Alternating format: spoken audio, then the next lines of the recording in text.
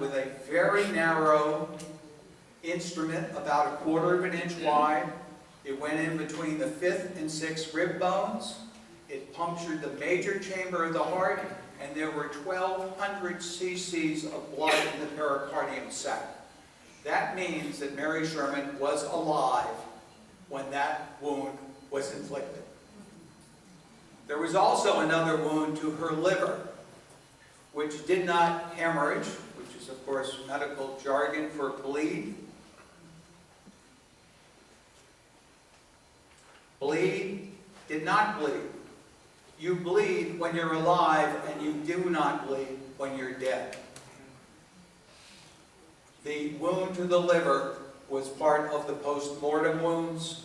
There are 2 sets of stab wounds on Mary Sherman. One, the stab wound to the heart when she was alive. The others were post-mortem and inflicted in her apartment. And we know they were inflicted in her apartment because a bunch of underwear was taken out of her top drawer and piled on top of her body. And when they stabbed her, there are V-cuts in the underwear, because we know the underwear was there when those wounds were done. There is nothing, in my opinion, and I've thought about this a long time, there's nothing that could have burned off Mary Sherman's arm and rib cage in her apartment. And I will defy anyone to go get yourself a dead pig and let's start doing Mythbusters on this one, because you're not going to find it.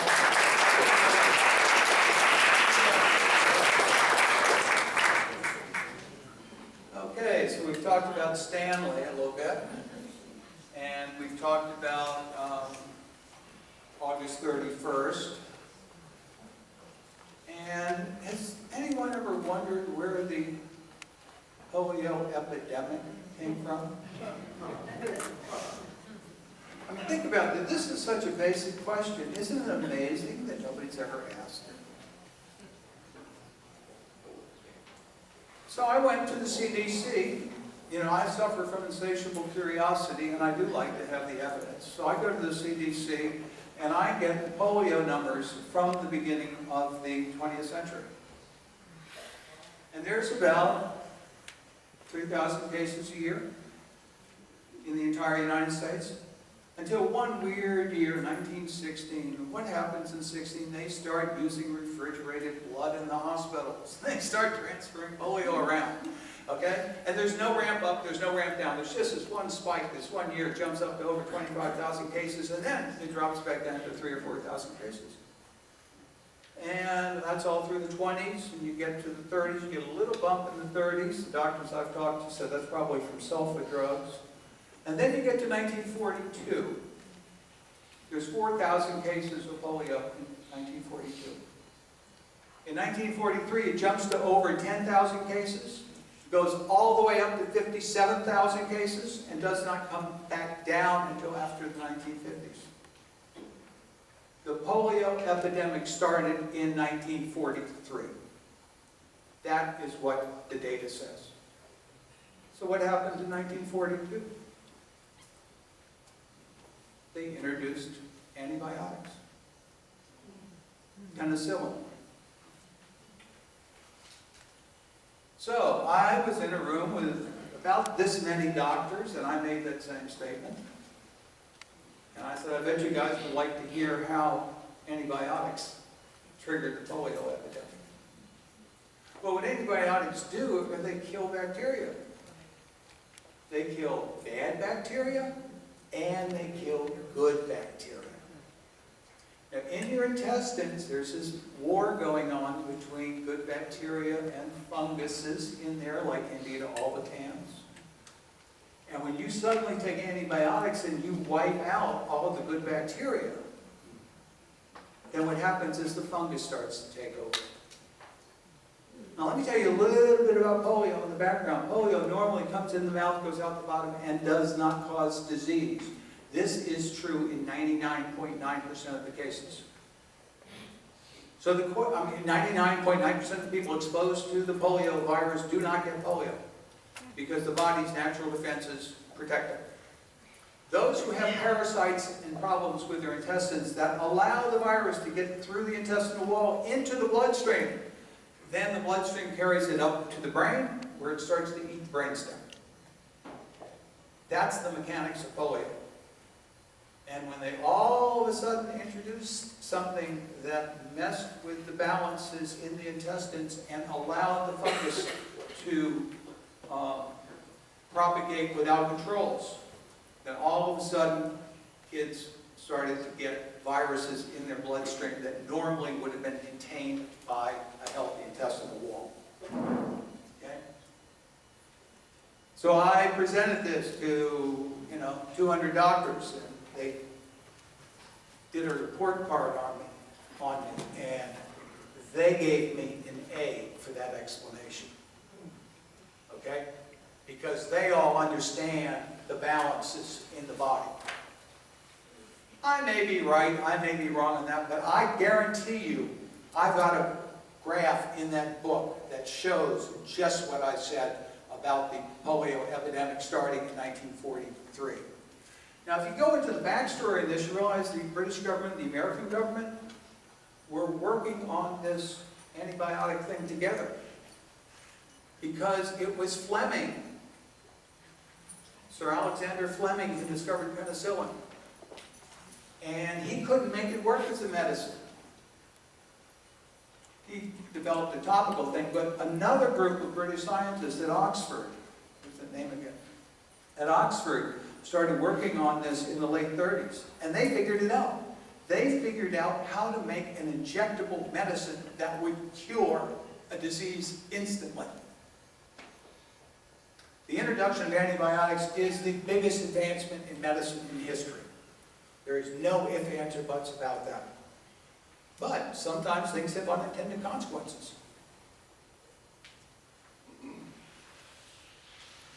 The problem from the British point of view is that the Germans were bombing them. And they had the medicine, but they could not build a factory with the Germans bombing them. So they went to the Americans and said, would you please build a factory and make this stuff? We'll give you the science, you give us the medicine. And in 1942, part of the war effort, cooperation between America and Britain, they started penicillin. Okay? So that's one of the ideas that you find in there. I'm going to open this up to some questions now. I thank you very much for your quietness, and so we can all hear. And I do want to take questions.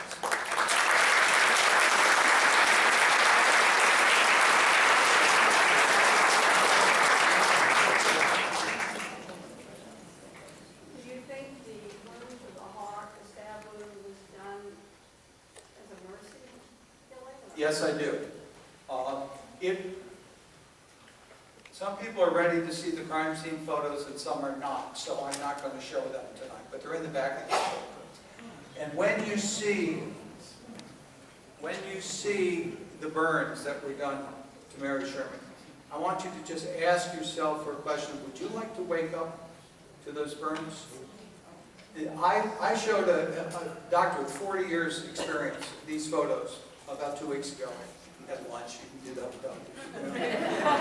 And he looked at them for about 15 seconds and said, somebody did that woman a great big favor by stabbing her in the heart. Just because it was a mercy killing at that point. The criminals are not the ones who stabbed her in the heart. That's maybe the legal definition. The people who are the real criminals are the ones who burned off her arm. And I believe that was sabotage of the facility. And I promise you, if Alton Oshner himself had grabbed the handle instead of Mary Sherman, they would not have been able to pull him back to his apartment and blame it on a sex slashing. Yes, sir? Yes, I was just curious, considering the amount of electricity that went into the body, why that wouldn't have killed her instantly or very shortly thereafter. Okay. Well, first of all, I think she would have died in time from this, but they were in a hurry, is the problem. I have spoken to doctors with a lot of experience with high voltage burns. Okay? They say if the electricity does not cross the heart, that the heart frequently continues to beat. So as far as I'm concerned, the only part of Mary Sherman that was still alive after the electrocution was the heart. The other thing that is of interest, and if you talk to guys, I mean, like my father was a Navy doctor, seen all kind of burns and stuff in war. You talk to people who have a lot of experience with electrical burns, they will say, the feet come off. Why? Because the electricity goes to the ground and it blows out the feet. But Mary Sherman's feet are fine. What's going on? Well, when we finally figured out where the linear particle accelerator was, there was a steel wall with a metal cable going into the ground. A rounded steel wall inside the facility. Now, I want you to imagine there's a safety switch here, and I'm grabbing the safety switch, and I'm standing in front of the steel wall. Bam! The electricity goes straight into the wall. It does not go down to my feet. That is what we think happened to Mary Sherman, and that is why, as far as I'm concerned, you remember he was talking about the crime scene? The crime scene has never been investigated. The crime scene is not her apartment. The crime scene is the infectious disease laboratory building of the U.S. Public Health Service Hospital, which is no longer in federal jurisdiction. Follow up? Short one? Okay. I was just thinking, when you demonstrated how she could have gone from the switch or the safety lever on the wall, what would have caused the electricity to come back that way rather than following the electrical circuit? Well, that's a beautiful question. The answer is sabotage. I go with a hacksaw. You turn the safety switch off, safety switch off, you cut the thing, you take the casing, steel casing around the outside, you strip away the insulation, you wrap the steel casing around the copper wire, and you wait for somebody to connect it. All 5 million volts will come right back up that steel casing. Yes, sir. Do you think that the linear particle accelerator and the work done here in New Orleans by Dr. Sherman was the precursor to the work done by Dr. William Strucker at Fort Detrick? Repeat the question. Yeah, the question is, he's referring to a Dr. Strecker. That's who you're talking to, S-T-R-E-C-K-E-R. Dr. Strecker came out with a basically explanation for AIDS, that it was a particular type of genetic engineering. Okay. Personally, I don't think Dr. Strecker was at Fort Detrick, but there was a lot of stuff going on in Fort Detrick that he talks about. Okay. There was a man, he's in Dr. Mary's monkey #1, who worked at Fort Detrick in the 50s. Before that, he ran MacArthur's lab when they were debriefing the Japanese scientists on their biological warfare program. In 1963, this man is the director of the National Institute of Neurology and Blindness, which is one of the member organizations of the National Institutes of Health. Okay? His expertise is experimental design of biological weapons. He's at Fort Sam Houston, he's at Fort Detrick, and he winds up as a chief of NIH.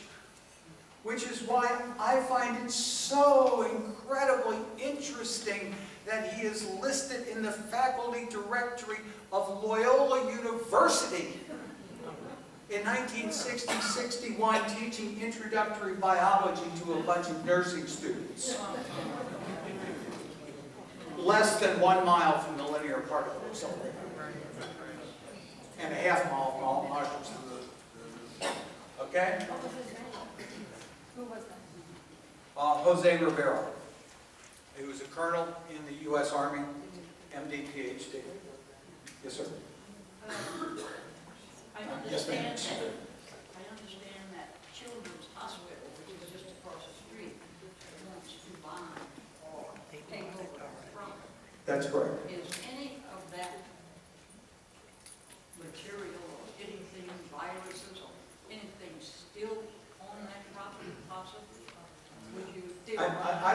last year when I was in town, I met with several New Orleans City Council people and several judges, and I very emphatically said to them that the crime scene has never been investigated, and my one wish is that they would get a real forensics team in there to see what's there and look at these claims that I keep hearing about all the electrical wiring, enough to support a 5 million volt machine. And the other question is whether there are residual viruses that might be dangerous to children. Okay? And that's a very serious question, and I don't have the answer to it, but if I was in charge of that facility, I'd be really concerned about it and want the thing thoroughly sanitized, if not dosed. And, but I would like them, before they dose it, to do a reasonable crime scene investigation. What kind of response did you get from the city council? Well, I didn't ask the city council, I asked several city council people who were brought What to sort me. of response did you get from them? Not as much as I would like. I mean, they took it seriously. One of them said, well, how do you connect Mary Sherman to the U.S. Public Health Service Hospital?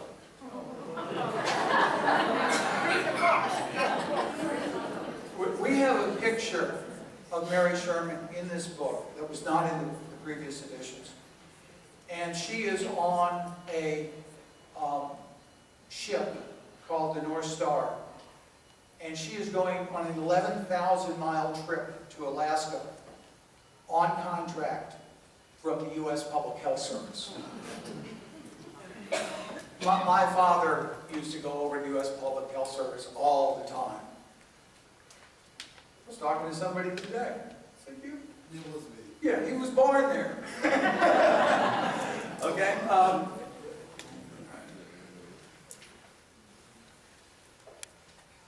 You know, I don't mean to be sassy about this, but you can lead a horse to water. You just, you know. I'm a one man with a word processor. Right? I don't have a staff, a budget, I don't have subpoena power, I don't have arrest power. I cannot conduct a real investigation. I wish I did, but I don't. Okay, so I can only do what I can do. There was a question over here. Yes, sir. I have a quick question. A lot of the stuff I've read about Oswald seemed to suggest that he didn't drive. And He didn't I wonder what? if that's he didn't drive. He didn't know how to drive. Okay. And we made reference to that Kaiser, so forth, that he was probably driving. I was wondering if that maybe is mythology that he. But we have 24 witnesses that saw Lee Oswald drive. And he started, you know, when on Bourbon Street, when his Uncle Dukes and Frank were running the bars there. They'd say, Lee, go get this car and wash it. You know, I mean, he started driving when he was 13, 14, like my father did way out in Kansas, okay? He didn't have a driver's license, but he applied for one right before the assassination. And they actually granted it to him posthumously. Just that was the lag in that. But Lee knew how to drive. Judy drove all kind of places with him. We have 24 witnesses. Thank you. Okay. Before you take my question, this young lady right here wants to ask you a question. Yes, sir. Then you can take my mind. I'd like to know how you got access to the crime scene photos. Someone sent them to me.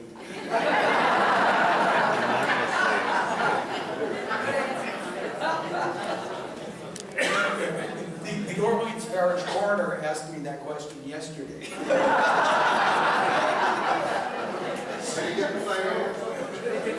I said, well, if I can get you the real ones back, would you like them? Yes. I said, well, I'll work on them for you.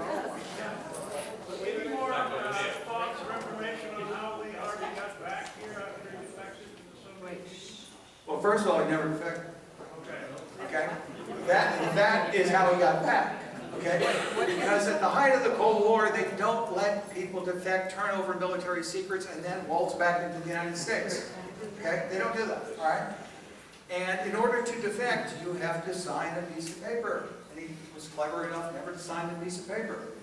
And if you don't know, the Soviets were bugging the American embassy. And so what you do if you're playing those spy games is you send somebody in, say something outrageous, and watch to see what the Russians do. To see if they can hear the conversations going on and what is their follow-up. And it is my opinion, from having looked at this as much as I have, that Lee went over to the Soviet Union as a U.S. government agent, and he was a faux defector, put it in New Orleans terms. Okay? And he got marooned over there. And the reason he got marooned was the Bay of Pigs. Because Kennedy fired the head of the CIA, all the top brass. And they were the guys that sent him over there. So when he comes back in, here's the question: did he or did he not lose his U.S. citizenship? There's one person in the United States government who has the authority to answer that question. That person is the Attorney General. And when Lee Oswald came back from the Soviet Union, the Attorney General was Robert Kennedy. First of all, comment, since you brought that up, I wonder how Edward Snowden would get back to the United States in a similar circumstance. But the question is, based on the movie JFK, and it was very controversial, have you explored talking to anybody like an Oliver Stone about making a movie out of all this? Yes. So, 'cause You mean had that occurred to me?